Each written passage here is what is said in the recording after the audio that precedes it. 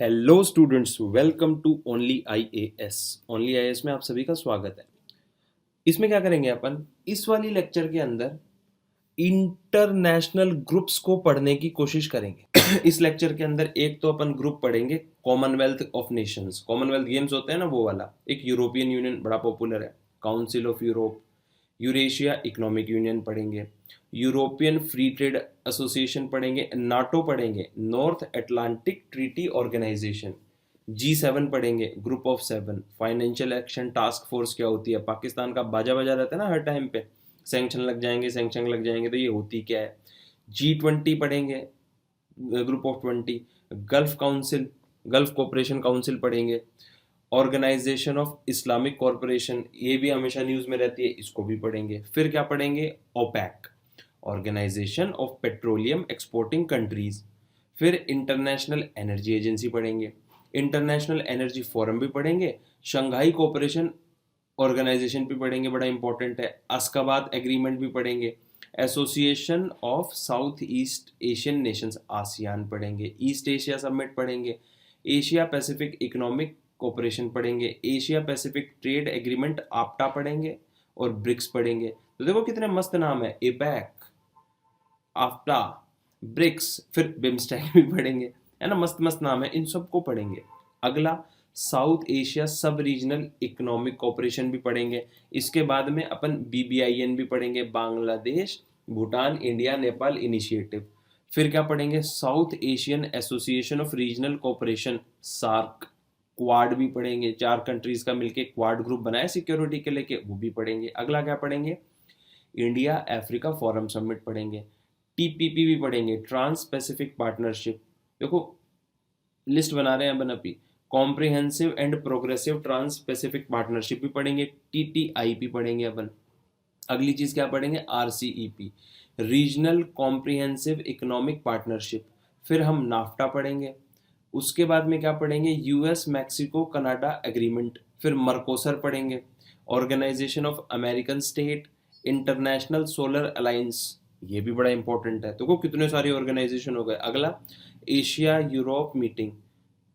उसके बाद में साउथ अफ्रीकन डेवलपमेंट कम्युनिटी क्या है, इसको देखेंगे। African continental free trade area और आर्कटिक काउंसिल। तो सबसे पहले कॉमनवेल्थ ऑफ नेशन पढ़ेंगे। उससे पहले मैं आपको थोड़े से बेसिक कॉन्सेप्ट्स क्लियर कर देता हूँ। आपको शायद इकोनॉमिक्स में पढ़ा भी दिए होंगे या फिर पढ़ा दिए जाएंगे, लेकिन बाई चांस अगर स्किप हो गया तो मैं समझा ही देता हूँ। देखो, मोस्ट ऑफ द ये इंटरनेशनल ग्रुप्स बनते हैं ना, तो कोई ना कोई कॉमन एम लेके चलते हैं। कॉमन एम तो है ही ना, इनका कुछ ना कुछ कॉमन एम या फिर कॉमन गोल है कि भाई हम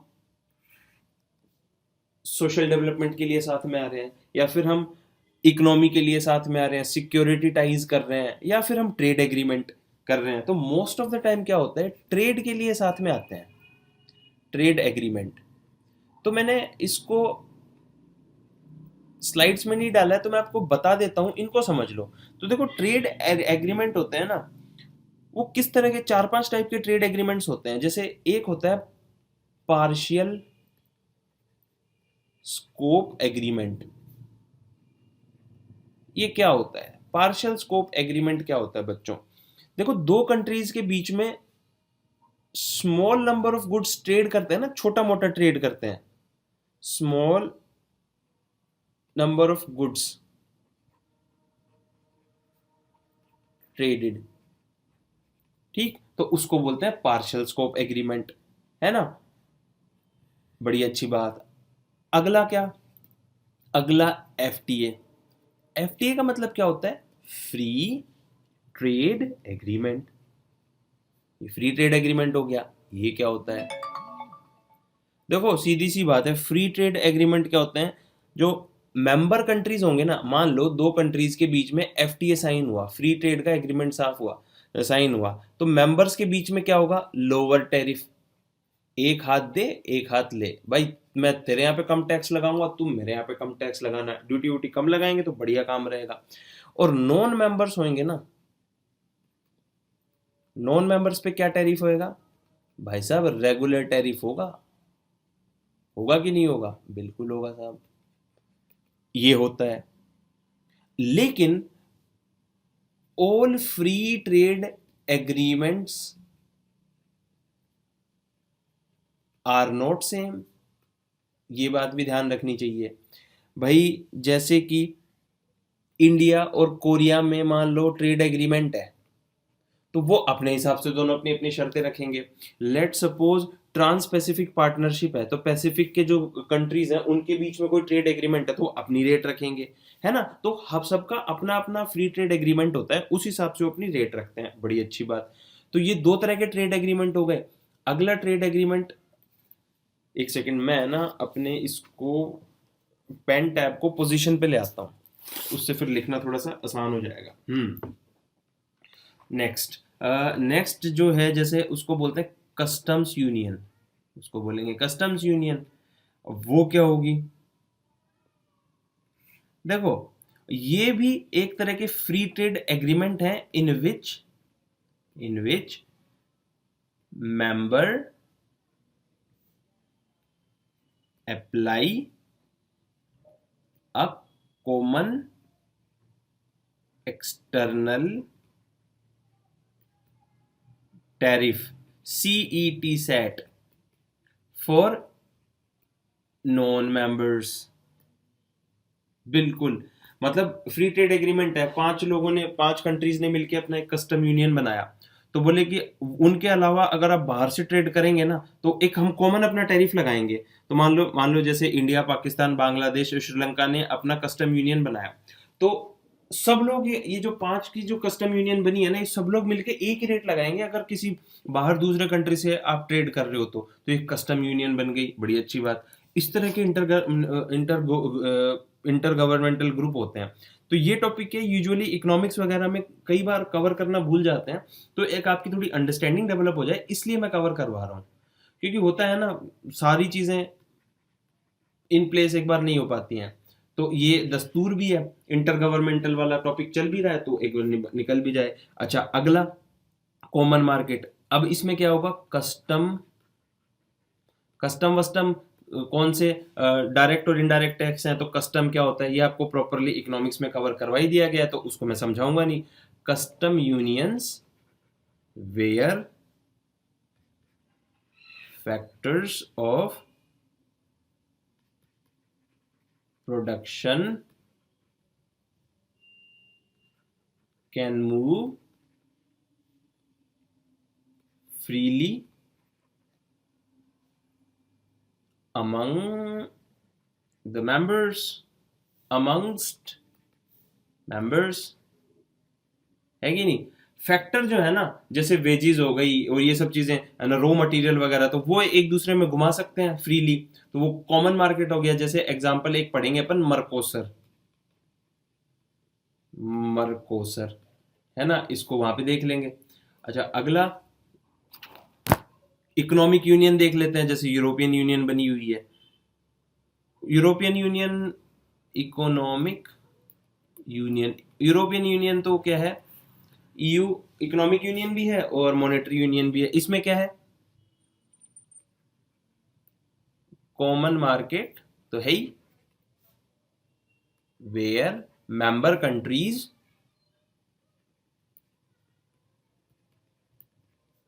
कोऑर्डिनेट मैक्रो इकोनॉमिक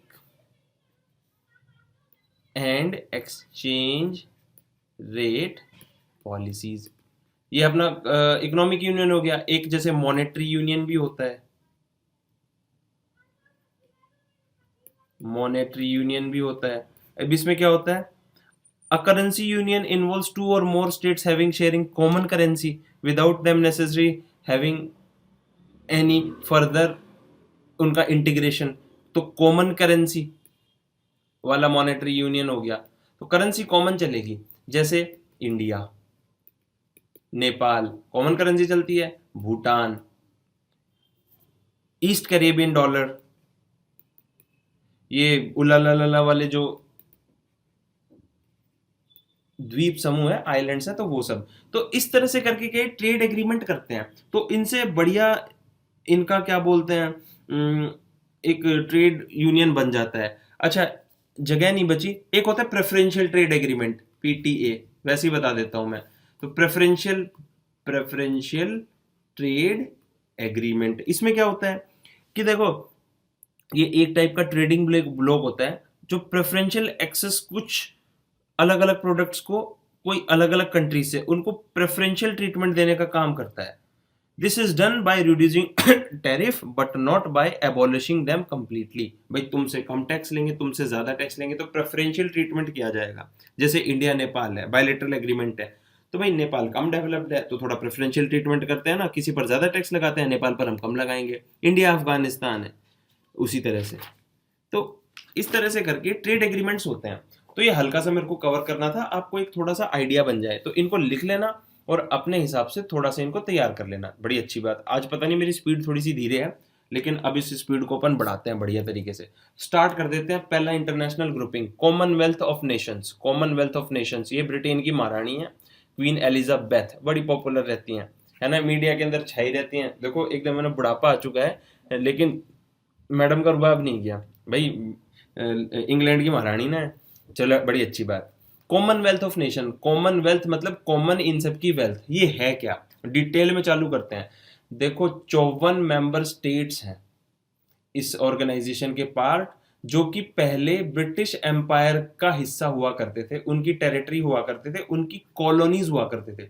तो जब सब आजाद हुए ना, तो बोले ऐसा है, अब कॉलोनी तो नहीं रहे लेकिन मिल बांट के रहते हैं, चलो, है ना, संगठन में शक्ति और अकेले में तो रहना नहीं चाहिए, तो बोले मिल बांट के रहेंगे। फिर क्या किया, इसको ऑपरेट किया गया बाय इंटर गवर्नमेंटल कंसेंसस। सारी गवर्नमेंट ने मिलकर कंसेंसस बनाया of the member states, organise through Commonwealth Secretariat, जो कि एक नॉन गवर्नमेंटल ऑर्गेनाइजेशन है और कॉमनवेल्थ फाउंडेशन के द्वारा चलाई जाती है। बड़ी अच्छी बात। इन सब की हेड कौन है, Queen Elizabeth second is the head of the Commonwealth and the monarch of 16 member of the Commonwealth known as Commonwealth realms. 16 ऐसी कंट्रीज हैं जो कि इनको सेरेमोनियल हेड मानते हैं। जैसे न्यूजीलैंड है तो वो इनको हेड मानता है अपना, तो उनको क्या बोलते हैं, Commonwealth realms. Member states have no legal obligation to one other. देखो ये जितना भी कॉमनवेल्थ का काम है ना, सब साला सिंबॉलिक है, कोई लीगल ऑब्लिगेशन नहीं है। मतलब ब्रिटेन की महारानी आके बोल दे कि आपको हमारी बात माननी है, तो मोदी जी को जरूरी नहीं कि बात माने, नहीं मानते साहब, है ना। तो ये बस सिंबॉलिक है, लीगेसी चलती रहे, कभी कभी मिल बांट के बैठ जाएं अपन, है ना, थोड़े पैक शैक लगा लें, कभी कभी कोई इवेंट करवा लें तो अच्छा रहता है ना, सुरूर जिंदगी का बना रहता है। तो सुरूर बनाने के लिए कॉमनवेल्थ ऑफ नेशन बनाए रखा है इन्होंने। बड़ी अच्छी बात, आगे चलते हैं। Instead they are united by language, history, culture and their shared value of democracy, free speech, human rights and rule of law. देखो सीधी सी बात है, अंग्रेजों का तो इन सब पे प्रभाव है ही। कैसे प्रभाव है भाई, लैंग्वेज का। अंग्रेज जहां पे गए तो उन्होंने अंग्रेजी दी कि नहीं दी भाई साहब, बिल्कुल दी। हिस्ट्री, तो देखो कुछ हमने अंग्रेजों की हिस्ट्री से सीखा, कुछ उन्होंने अपनी हिस्ट्री से सीखा। कल्चरल एक्सचेंज हुआ कि नहीं हुआ, बिल्कुल हुआ।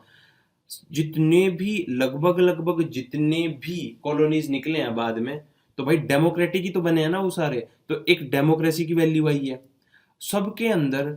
Fundamental rights, human rights, rule of law, जो ब्रिटेन के कॉन्स्टिट्यूशन का 1215 में मैग्ना कार्टा दिया गया था ना, तो सबने लगभग ये चीजें अपनाई हैं।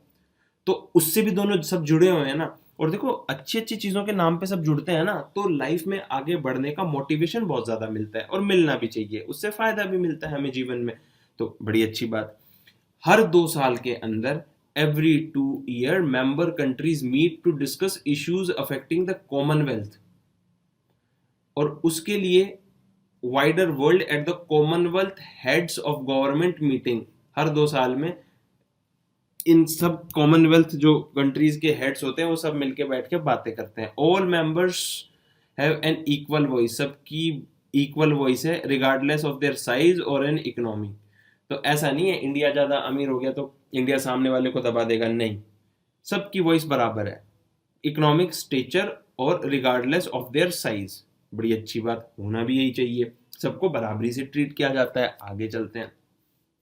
Some members treat resident citizens of Commonwealth countries preferential to the citizens of non Commonwealth countries. ऐसा मानते हैं कुछ कंट्रीज कि भाई जैसे मान लो इंडिया है, तो वो एक एग्जाम्पल है, वो ऐसे मानता है कि सारे कॉमनवेल्थ के कंट्रीज है ना, उनको हम ज्यादा सुविधा देंगे, कॉमनवेल्थ वाले कंट्रीज को के सिटीजन्स को, बाकियों को कम सुविधा देंगे, है ना, कि हमारे यहाँ पे आएंगे तो देखो सबकी अपनी अपनी इच्छा है, वो उस तरह से लेके चल सकते हैं, सबकी अपनी अपनी सॉवरेनिटी है, तो इच्छा से जो करना चाहे कर सकते हैं। देखो श्रद्धा है, सबकी अपनी अपनी श्रद्धा है, भले ही कपूर है कि कोई और है, श्रद्धा तो श्रद्धा है ना, बड़ी अच्छी बात।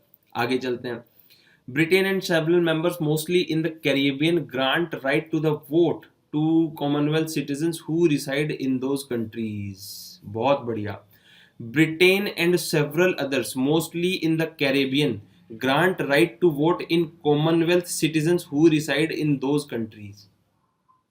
वो करते हैं। जैसे अभी लेटेस्ट केस जो जोफ्रा आर्चर है ना, जोफ्रा आर्चर वो वेस्ट इंडीज का है ना, तो उसको इंग्लैंड की तरफ से खेलने का मौका मिला था, तो यही से कहीं से इशू आया था। जोफ्रा आर्चर है ना, वर्ल्ड कप में धमाकेदार बॉलिंग की थी, तो कहीं ना कहीं है ना उसको वहां की नागरिकता टाइप मिल गई। तो इस तरह का थोड़ा सा हिसाब किताब है, थोड़ा कॉम्प्लिकेटेड है ये, मेरे को पूरा समझ में नहीं आया, लेकिन इस तरह का हिसाब किताब रहता है। बड़ी अच्छी बात, इतना इंपॉर्टेंट नहीं है हमारी यूपीएससी के हिसाब से। जब अपन इंटरनेशनल डिप्लोमेसी को कभी पढ़ेंगे और अपने को मौका मिलेगा कॉमनवेल्थ ऑफ नेशंस में रिप्रेजेंट करने का, तब इन नियम कायदों को समझेंगे, लेकिन ठीक है अभी स्वीपिंग वे में इसको पढ़ लिया अपन ने। अच्छी बात। In non Commonwealth countries which their own country is not representative, Commonwealth citizens may seek consular assistance at the British Embassy. बड़ी अच्छी बात। अगला, अब देखो मोजाम्बिक एक ऐसा कंट्री है, ये बड़ी काम की बात बता रहा हूं यार, मल्टीपल एमसीक्यू के अंदर ये क्वेश्चन पूछ सकते हैं। मोजाम्बिक पहला ऐसा कंट्री है जो कि कभी ब्रिटिश एम्पायर से लिंक भी नहीं था, कभी इसका कॉलोनी भी नहीं था, लेकिन फिर भी इसको कॉमनवेल्थ के अंदर ले लिया गया। याद रखना।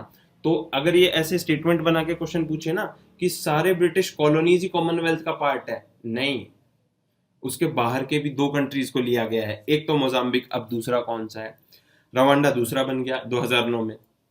अफ्रीका के कंट्रीज हैं दोनों, तो रवांडा भी। अब रीसेंट डेवलपमेंट क्या है, मालदीव ने बोला है कि मेरे को रीजॉइन करना है कॉमनवेल्थ, तो भाई साहब ऐसा है, हम बाहर ही क्यों निकले थे, ये तो गलत बात है ना। पहले इसने आइसोलेशन बना के रखा था। देखो होता क्या है, एक दूसरे से लड़ मरते हैं सारे ये, तो आइसोलेशन बनाते हैं, तो वैसा हिसाब किताब इनका बन जाता है। बड़ी अच्छी बात।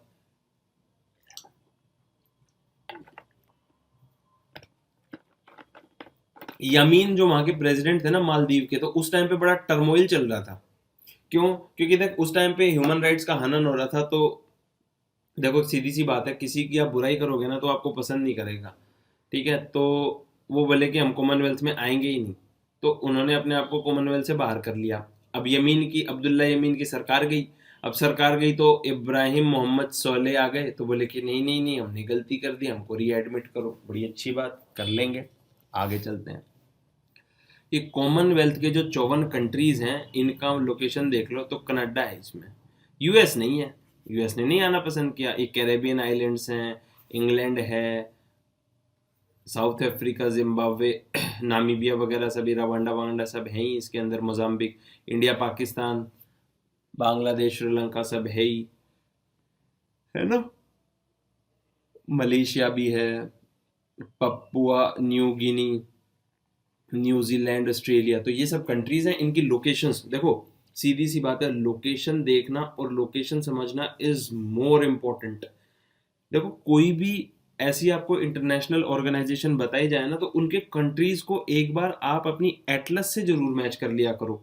ये इससे आपकी प्रैक्टिस काफ़ी अच्छी हो जाएगी, इसको करना बहुत ज़रूरी है। इस हिसाब से करोगे ना तो चीज़ें काफ़ी सुधरेंगी और काफ़ी अच्छा काम हो जाएगा, है ना। इससे हमारी मैपिंग भी सुधर जाएगी, और इंटरनेशनल रिलेशन और मैपिंग को अलग अलग लेके नहीं चला जा सकता, दोनों एक दूसरे के पूरक हैं, दोनों एक दूसरे के कॉम्प्लीमेंट्री हैं, इस बात को तो ध्यान ही रखो आप। आगे चलते हैं, नेक्स्ट क्वेश्चन देख लेते हैं। Commonwealth of nation is a political association of 53 member state. पहला ही स्टेटमेंट, तो भाई साहब पहला नहीं 54 है, तो पहला ही काट दो, ए ऑप्शन जहां पे काटा और ये काटा, ऑप्शन ए कटा और ऑप्शन डी कटा।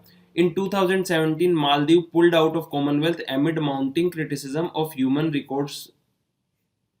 Then बिल्कुल सही बात है, तो दो जहां पे है उसको लगा दो। तो दो ऑप्शन कौन से बचे, 2 और 3 वाला, तो सीधी सी बात है ऑप्शन भी सीधा ही आ जाएगा। ये एक कहीं क्वेश्चन मिला था मेरे को, 3 तो फिर ऑटोमेटिकली सही होना ही है। Turkmenistan is a member of Commonwealth of independent state, ये अलग ऑर्गेनाइजेशन है, Commonwealth of independent state.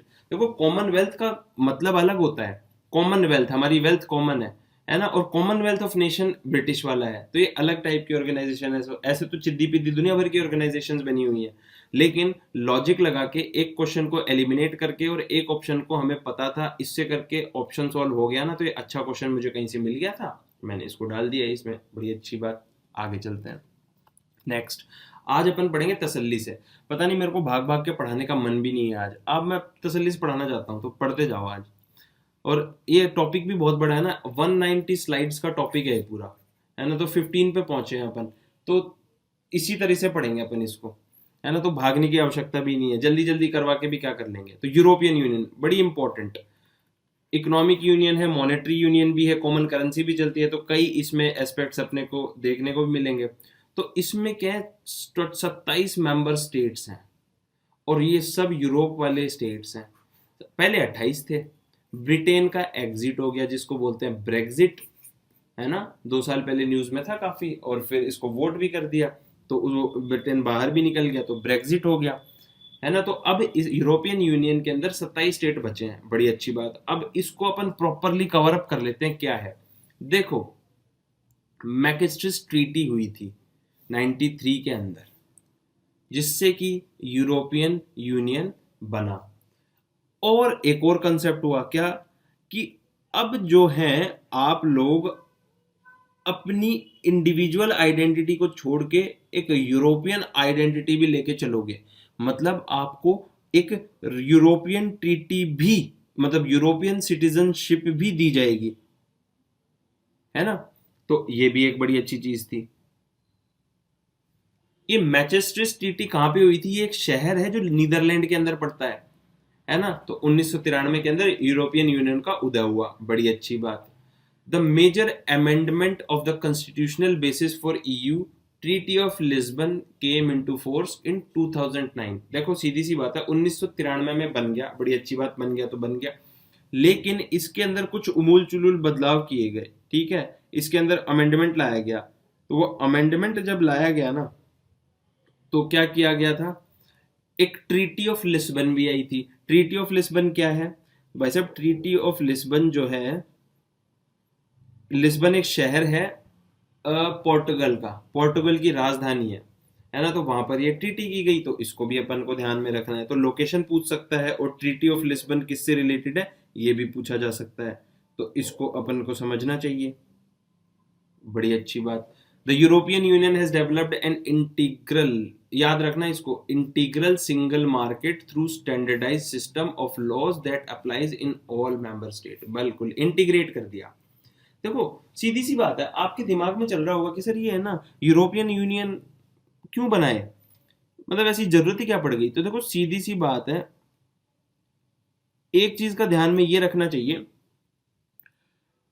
Cold war के बाद में हिसाब किताब सब बिगड़ा था, है ना, कोल्ड वार के बाद में हिसाब किताब सारा बिगड़ा, और उससे पहले हिसाब किताब सेकेंड वर्ल्ड वॉर में बिगड़ा था। तो देखो सब लड़ने में लगे हुए थे, तो बोले अगर इनकी लड़ाई मिटानी है ना, तो सबको एक कर दो, है ना, क्योंकि first world war second world war हुआ क्यों था, यूरोपियन कंट्रीज के बीच में ही तो हुआ था ना, एक दूसरे को खाए पड़े थे। अब इनको इकोनॉमी की तरह से और सोसाइटी से जोड़ दो, है ना, डिफेंस सिस्टम भी कॉमन कर दो, तो अब लड़ने को कहाँ जाएंगे, है ना, तो लड़ने को हिसाब किताब खत्म हो जाएगा, तो बस लड़ने का हिसाब किताब खत्म हो जाएगा, तो काम इनका बढ़िया हो जाएगा। तो इसी चीज को ध्यान में रखा गया था। आगे चलते हैं।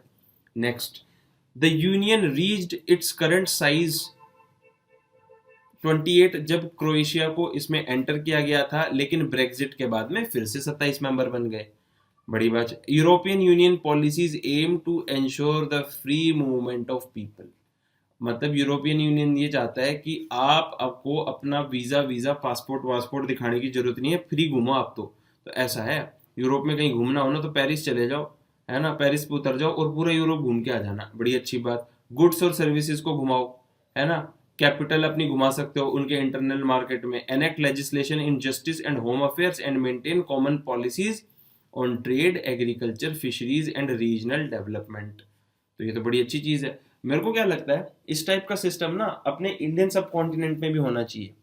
पाकिस्तान, हिंदुस्तान, बांग्लादेश, ये सब मिलके, म्यांमार, ये सब मिलके हम ना ऐसे यूरोपियन यूनियन टाइप का हिसाब किताब कर लें। लेकिन पाकिस्तान क्या नालायक है, तो पाकिस्तान को पहले 4 टुकड़ों में बांट दो। पंजाब, एक ये खैबर पख्तूनवा, बलूचिस्तान और अपना सिंध, तो 4 अलग अलग कंट्रीज बन जाए और फिर सबके बीच में बढ़िया से संबंध हो जाए, है ना। वरना तो क्या, पाकिस्तान का पंजाब प्रोविंस है ना, वो थोड़ा सा हमेशा घपशन मचाता ही रहेगा। तो मिल बांट के हिसाब किताब अपना बढ़िया हो जाएगा, बड़ी अच्छी बात। तो within the Schengen area passport control have been abolished. तो मूवमेंट के लिए जो एरिया बनाया गया है ना, कि जहां पर पासपोर्ट नहीं लगेगा आपका, उसको सेंजन एरिया बोलते हैं। तो पासपोर्ट का सिस्टम खत्म।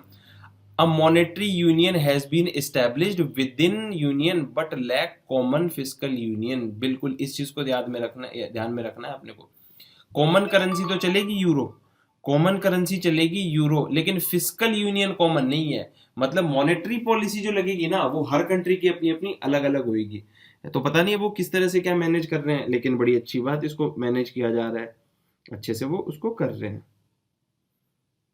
नेक्स्ट देखते हैं। ये मैंने मॉनेटरी यूनियन वगैरह थोड़ा शुरुआत में पढ़ा दिया था, तो एक अंडरस्टैंडिंग आपको बन गई होगी। पढ़ाना ज़रूरी था क्योंकि ट्रेड यूनियन काफ़ी ज़्यादा देखने को मिली मुझे, ट्रेड एग्रीमेंट्स, तो उसके हिसाब से इनकी अंडरस्टैंडिंग बनाना बहुत ज़रूरी है। अच्छा, ये जो देखो 27 कंट्रीज हैं जो कि इसके मेंबर स्टेट हैं, इसमें से 19 यूरोपियन यूनियन के मेंबर स्टेट है जो यूरो करेंसी को यूज करते हैं। तो मॉनेटरी यूनियन में सारे नहीं आते, है ना, इसको भी ध्यान रखना चाहिए। अच्छा, और एक चीज, अभी ब्रेग्जिट अलग हुआ था, तो कैसे अलग हुआ? लिस्बन ट्रीटी जो हुई थी ना 2009 के अंदर, उसके अंदर आर्टिकल 50 है, तो उसमें क्लॉज दिया हुआ है कि कोई भी मेंबर कंट्री यूरोपियन यूनियन से कैसे बाहर हो सकता है।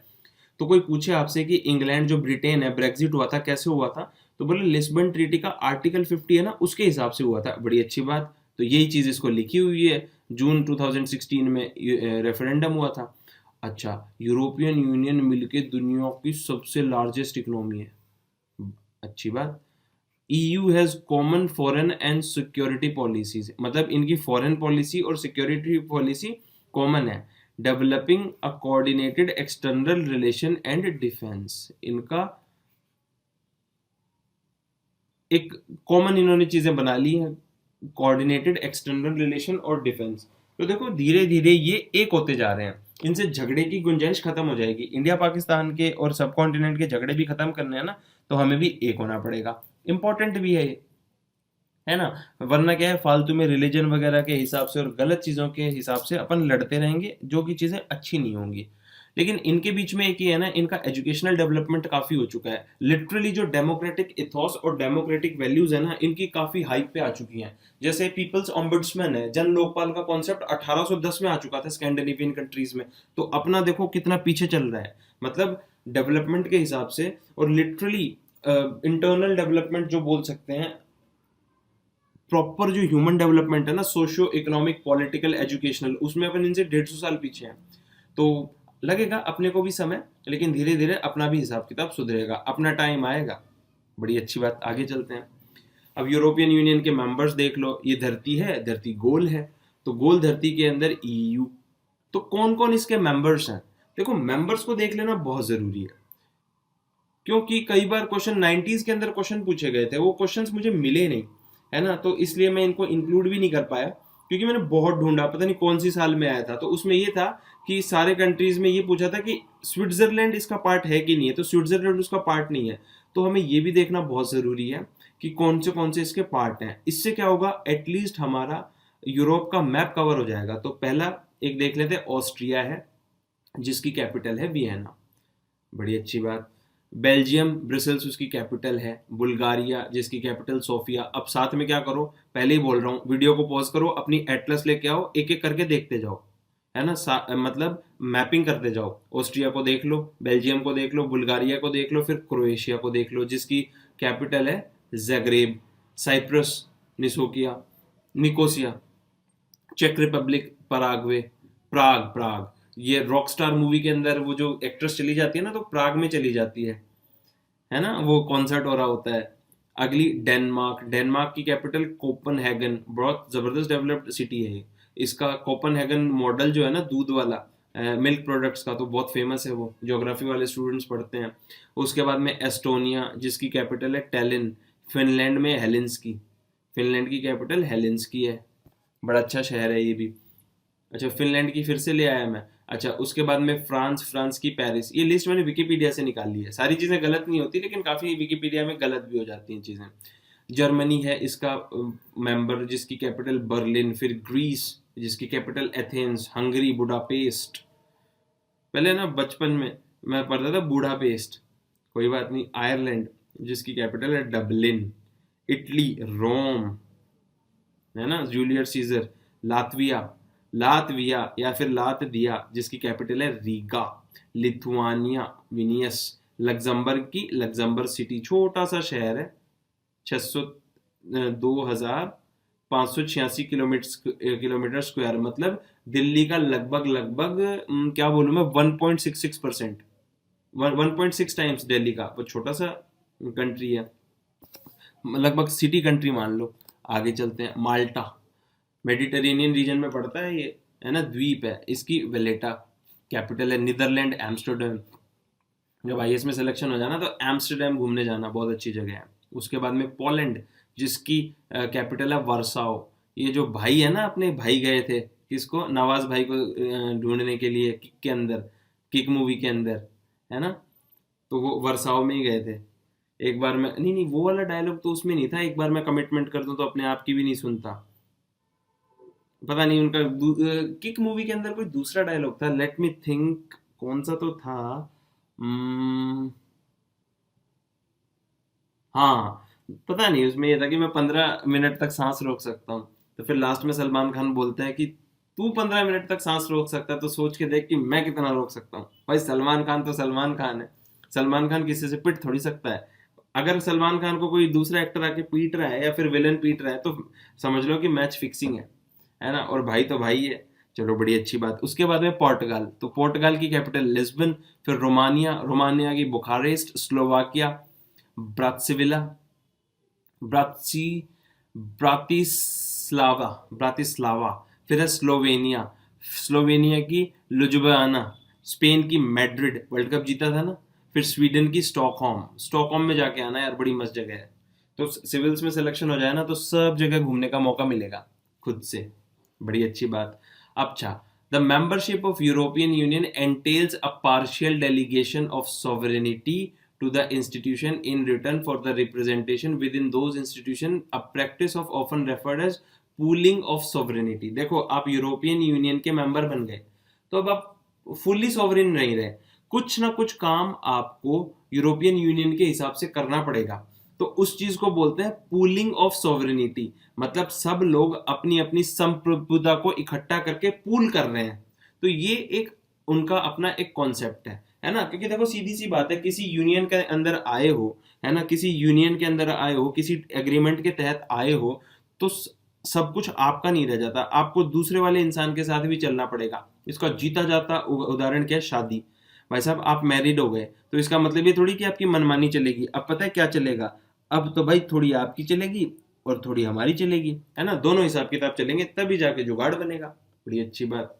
Next thing, to become a member of to become a member, a country must meet the Copenhagen criteria. Copenhagen क्या है, कोपनहेगन, कोपनहेगन क्या है, डेनमार्क की राजधानी है, तो वहां पर कोई क्राइटेरिया रखा गया था कि किसी कंट्री को मेंबर कंट्री बनना है तो कैसे बनेंगे, तो भाई यूरोपियन काउंसिल में जाना पड़ेगा उसको, पहले तो यूरोपियन काउंसिल का मेंबर बनना पड़ेगा और स्टेबल डेमोक्रेसी बनानी पड़ेगी कि आपकी डेमोक्रेसी स्टेबल होना चाहिए, ह्यूमन राइट्स होने चाहिए, रूल ऑफ लॉ होना चाहिए, आपकी एक फंक्शनिंग मार्केट इकोनॉमी होनी चाहिए, मतलब प्रॉपर इंपोर्ट एक्सपोर्ट वाला हिसाब किताब होना चाहिए, और फंक्शनिंग मार्केट इकोनॉमी क्या है, आईएमएफ में जाके रजिस्टर्ड हो जाएगा, वैसा वाला हिसाब किताब है ना, फंक्शनिंग इकोनॉमी आपकी फंक्शनिंग होनी चाहिए, एंड आपकी the acceptance of the obligation of the membership, आपकी मेंबरशिप का एक्सेप्टेंस किया जाए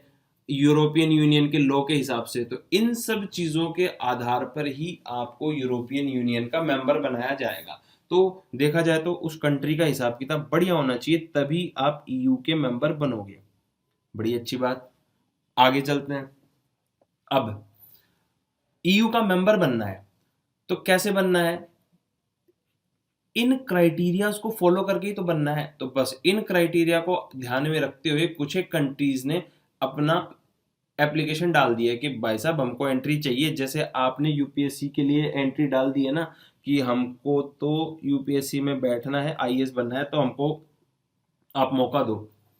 डाल दिया ना सबने, क्योंकि देखो 2-4 दिन के बाद में तो नोटिफिकेशन ओवर भी होने वाला है। तो जल्दी जल्दी जिसने फॉर्म नहीं भरा है भर दो, है ना।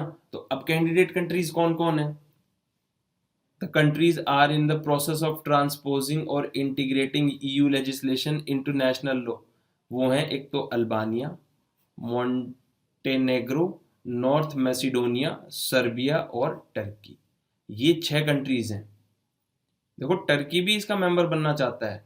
इस्लामिक कंट्री है लेकिन रूल ऑफ लॉ है, फंक्शनल डेमोक्रेसी है। देखो Turkey is a good thing, मतलब अपन बोलते हैं ना कि है ना Islamic terrorism and all that, being 95% Islamic population है वहाँ पे, लेकिन रूल ऑफ लॉ की वजह से वहाँ पर कट्टरता देखने को नहीं मिलेगी आपको, है ना।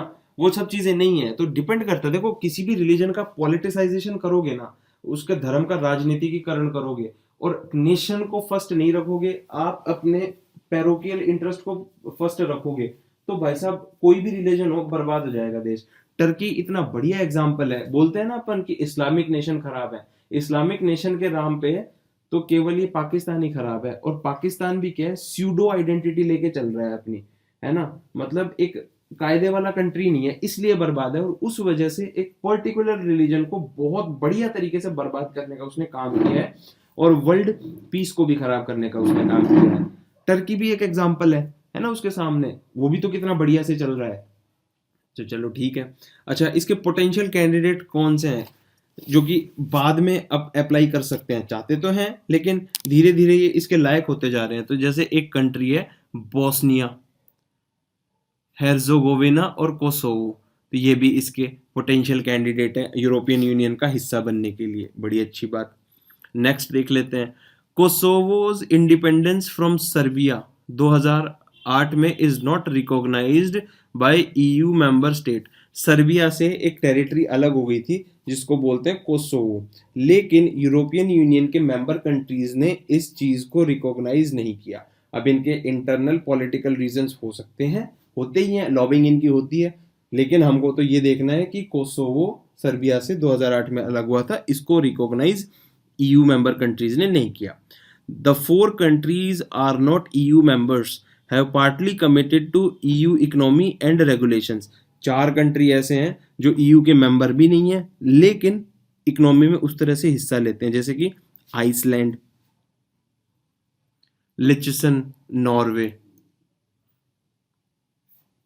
Next, the European Council give political direction to the European Union. European Council जो बनी हुई है ना, इनको पॉलिटिकल डायरेक्शन देने का काम करती है। मतलब यूरोपियन काउंसिल क्या होगी कि भाई सारे बड़े बड़े जो पॉलिटिशियंस है ना आके वहां पे बैठेंगे और इनको पॉलिटिकल डायरेक्शन देगी। तो Council of European Union acts together with European Parliament as legislature. बड़ी अच्छी बात। और इसका एग्जीक्यूटिव आर्म कौन है? European Commission. तो देखो यूरोपियन काउंसिल जो है वो पॉलिटिकल आर्म हो गई और यूरोपियन कमीशन हो गई एग्जीक्यूटिव आर्म हो गई। होता है ना, जैसे अपने यहाँ पे पार्लियामेंट कौन?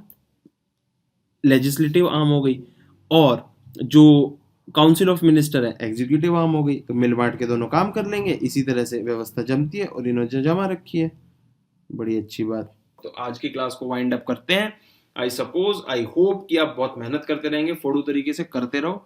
Happy time, good luck, enjoy, take care, bye bye.